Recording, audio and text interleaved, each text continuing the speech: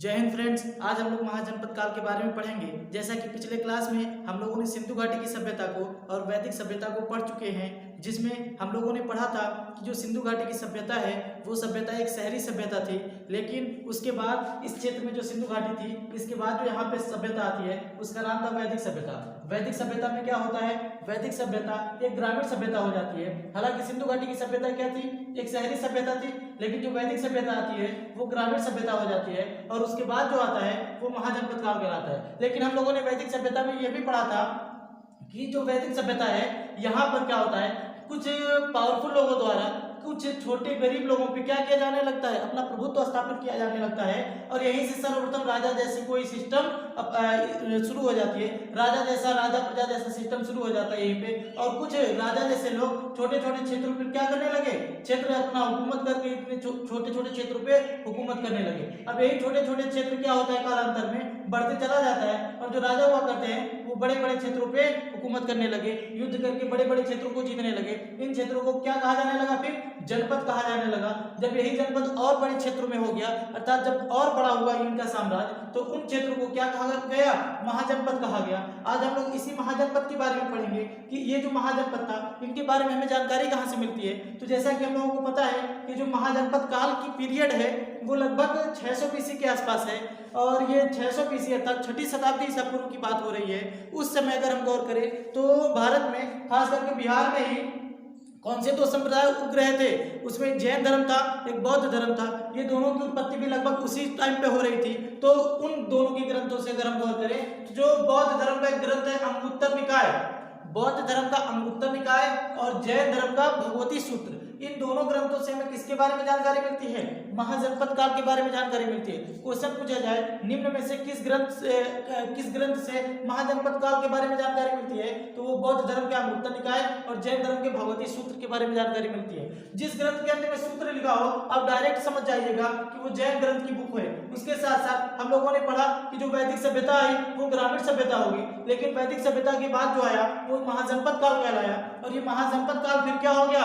शहरी सभ्यता थी। लेकिन यहाँ पे गौर करने की बात यह है कि ये पहली शहरी सभ्यता तो है नहीं भारत की, क्योंकि इससे पहले कौन सी शहरी रह चुकी है? सिंधु घाटी की सभ्यता। तो क्वेश्चन आएगा भारत की दूसरी सबसे शहरी सभ्यता कौन सी थी? तो कहेंगे महाजनपद काल को कहा जाता है। इसके साथ ये जो दोनों ग्रंथ हैं, इन दोनों ग्रंथों में बताया गया है कि जो महाजनपद थे ये महाजनपद एक नहीं थे बल्कि 16 के आसपास महाजनपद थे और इन्हीं के बारे में बताया गया है कि जो महाजनपद थे सामान्यतः भारत के उत्तर क्षेत्र में फैले हुए थे। कुछ महाजनपद पाकिस्तान अफगानिस्तान साइड जैसे क्षेत्रों में थे और एक दो दक्षिण भारत में थे।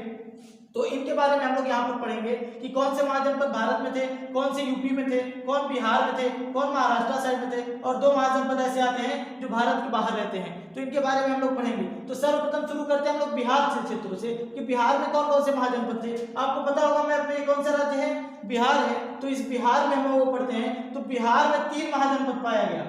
बिहार में कितने महाजनपद थे उस टाइम पे? तो 3 महाजनपद थे। उन तीनों का नाम लिखा गया यहाँ पे, एक का नाम था अंग, एक का नाम था मगध, एक का नाम था वज्जी। तो इन तीनों के बारे में हम लोग देखते हैं। जो अंग महाजनपद है ये भी बिहार का था, लेकिन गौर करने की बात है जो बिहार में 38 जिले हैं, तो बिहार का जो ये साइड का क्षेत्र था यहाँ पे एक जिले आते हैं भागलपुर मुंगेर करके। उन क्षेत्रों में जो जनपद था उस जनपद का नाम था अंग महाजनपद और अंग की जो राजधानी हुआ करती थी उस टाइम पे वो थी चंपा। तो क्वेश्चन है अंग की राजधानी चंपा कहाँ पड़ता था? बिहार में। बिहार में कहाँ? भागलपुर मुंगेर जैसे क्षेत्रों में। इसके साथ साथ दूसरा महाजनपद था जो इन 16 महाजनपदों में कहा जा सके तो द बिगेस्ट था, सबसे बड़ा महाजनपद था, उसका नाम था मगध महाजनपद। ये मगध महाजनपद की राजधानी कहाँ थी? तो ये गिरिव्रत, उसी को फिर थोड़ा बाद में राजगिरी कहा गया। ये राजगिरी आज भी कहाँ पे है? बिहार में है। नालंदा के आसपास, पटना के आसपास क्या है? राजगिरी है। इसके साथ साथ जो तीसरा महाजनपद है उसका नाम है वज्जी। वज्जी की राजधानी वैशाली या विदेह या मिथिला। ये वज्जी जो थी ये बिहार के उत्तरी क्षेत्र में जो मिथिलांचल क्षेत्र कहलाता है वहां पे ये महाजनपद हुआ करता था और वज्जी की राजधानी वैशाली कहलाती थी। इसी को लिच्छवी भी कह सकते हैं। सामान्यतः लिच्छवी थोड़ा अंतर था, लेकिन लिच्छवी की भी राजधानी क्या है? वैशाली थी। तो ये 16 महाजनपदों में एकमात्र ऐसा जनपद था और दुनिया का एक सबसे प्राचीन महाजनपद ऐसा था जहाँ पे क्या होता था, गणतंत्र व्यवस्था थी, अर्थात यहाँ पे डेमोक्रेटिकल सिस्टम हुआ करता था, अर्थात यहाँ पे जो राजा हुआ करता था वो वंशानुगत नहीं हुआ करता था, वहाँ पे जनता जाती थी, मिथिला क्षेत्र में जनता जाती थी और वोट दे के आती थी और जनता को राजा को चुना जाता था। लेकिन यहाँ पे गौर करने की बात यह है, जो वोट देने जाते थे तो उस टाइम पे ईवीएम तो था नहीं, कागज का तो सर्च हुआ नहीं था, खोज तो हुआ नहीं था, तो लोग क्या करते थे, लकड़ी को बैलेट पेपर मान के लकड़ी पे ले जाते थे, अपना क्या देते थे, मत देते थे, वोट देते थे। ये 3 महाजनपद कहाँ से मिलते हैं, बिहार से मिलते हैं। अब इसके बाद अगर हम देखें तो लगभग यूपी से 7-8 महाजनपद मिलते हैं, इनको बारे में देख लेते हैं। तो जैसे एक है काशी की राजधानी वाराणसी, काशी आपको पता है यूपी में, काशी इलाहाबाद के आसपास, तो काशी की राजधानी वाराणसी थी। इसके साथ साथ जो कौशल की राजधानी थी श्रावस्ती अयोध्या साइड का क्षेत्र है, ये भी यूपी में ही पड़ता है। तो क्वेश्चन आएगा कौशल की राजधानी महाजनपदों में कहाँ थी, तो श्रावस्ती हो जाएगा साकेत। और मल्ल की राजधानी जो थी, मल्ल कुशीनगर या कुशावती, ये मल्ल कहाँ पड़ता है, तो यूपी इस साइड में, पूर्वांचल यूपी में पड़ता है। याद रखिएगा मल्ल ही एकमात्र ऐसा जनपद है जहाँ पे गौतम बुद्ध जी की क्या हुई थी, महापरिनिर्वाण हुई थी, अर्थात महात्मा बुद्ध की मृत्यु कहाँ पे हुई थी, इसी मल्ल महाजनपद में हुई थी, अर्थात कुशीनगर में हुई थी। इसके साथ साथ एक महाजनपद है चेदी महाजनपद, इसकी राजधानी कहाँ पे थी, शक्तिमती थी। ये बुंदेलखंड यूपी क्षेत्रों में, बुंदेलखंड जो क्षेत्र है वहां पे साम्राज्य था। इसके साथ साथ एक जो था पांचाल की राजधानी अहिच्छत्र थी, ये उत्तर प्रदेश में फर्रुखाबाद क्षेत्रों में हुआ करता था। और जो सबसे इंपॉर्टेंट है कहा जा सके तो सूर्यसेन था, सूर्यसेन की राजधानी मथुरा, कृष्ण जी वाला मथुरा। ये सूर्यसेन कहाँ किस महाजनपद में था, तो मथुरा क्षेत्र में था, और ये भी यूपी में ही पड़ता है। और वत्स की राजधानी कहाँ पे थी, तो कौशाम्बी थी, कौशाम्बी आज कहाँ पे पड़ता है, इलाहाबाद साइड यूपी में। अब देखिए ये जो इतने महाजनपद थे ये सामान्यतः मुख्य रूप से किस में आ गए, यूपी साइड में आ गए, अर्थात कहा जा सके तो 7 महाजनपद किस में आए हैं, यूपी में आए हैं। हालांकि जो कुरु महाजनपद था ये भी यूपी और दिल्ली के क्षेत्रों में फैला हुआ था। जैसे यूपी दिल्ली का बॉर्डर सीमा सजा होता है, तो यूपी मेरठ दिल्ली जैसे क्षेत्रों में कौन सी महाजनपद थी, कुरु की राजधानी क्या थी, इंद्रप्रस्थ थी।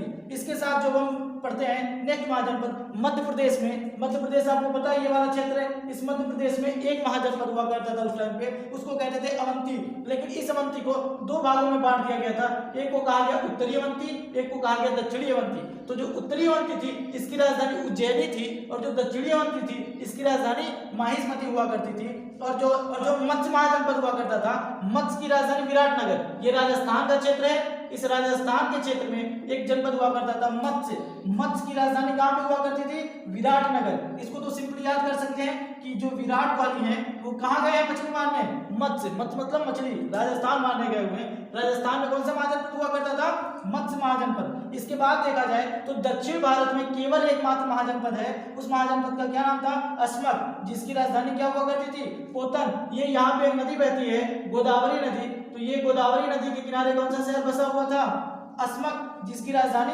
पोतन हुआ करती थी। क्वेश्चन आएगा 16 महाजनपदों में एकमात्र महाजनपद तो जो दक्षिण भारत में था तो वो अस्मक महाजनपद था।